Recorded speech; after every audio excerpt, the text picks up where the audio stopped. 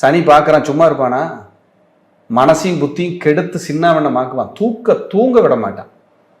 கடனை நான் எப்போ அடைக்கிறது, நான் எப்போ நல்லா வாழ்கிறது, நான் எப்போ நல்லா வீடு கட்டுறது, இன்னும் குழந்தை வேறு இல்லை, என்ன பண்ணுறது, அடுத்த ஸ்டெப்பு, இன்னும் கல்யாணமே இல்லை, அடுத்த நடவடிக்கை யாரும் ஒன்றும் கண்டுக்க மாட்டேங்கிறாங்க, என்ன பண்ணுறது, வேலை பார்த்துட்ருக்குறோம், இன்க்ரிமெண்ட் இல்லை, ப்ரமோஷன் இல்லை, மேனேஜ்மெண்ட்டில் கெட்ட பேர், இதை விட்டுட்டு வேறு வேலைக்கு எங்கேயாவது போனால் இந்த சம்பளமும் வராமல் போயிடுமா, பூர்வீக சொத்துக்களை பற்றி பேசிக்கிட்டு இருக்கிறோம், அது ஒன்றும் நிறைவடையாமல் இருக்குது, தாய்மாமனுக்கு எனக்குமே பகையாயிருச்சு, 2வது டிகிரி படிக்கணும்னு நினைக்கிறேன், அதுக்கு போக முடியாமல் உட்காந்துட்ருக்கிறேன், அரசு வேலைக்கு எழுதி பார்க்குறேன், 1 மார்க் அரை மார்க்லேயே போகுது, நீட்டுக்கு முயற்சி பண்ணால் அது என்ன செய்தின்னு என்னை கேட்குது, குலதெய்வம் போயிட்டு வந்தால் சண்டை வந்துடுது, நான் என்ன திட்டங்கள் தீட்டினாலும் என்னை தொந்தரவு பண்ணிக்கிட்டே இருக்குது, மன அமைதியே இல்லை,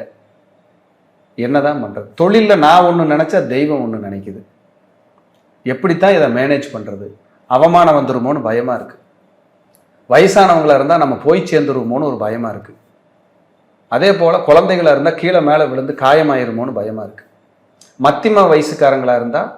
வட்டி கட்டுற பணம் கட்டுறங்கிற பேரில் அவமானத்தை விலைக்கு வாங்கிடுவோமோன்னு பயமாக இருக்குது. இதே வயிற்றுக்குள்ள குழந்தையோடு இருக்காங்க ஒரு பெண்மணிகள்னா திடீர்னு ஏதாவது ஹார்ட் பீட் தொந்தரவு, குழந்தை கொடி சுற்றிக்கிச்சு, குழந்தை தண்ணி இல்லாதனால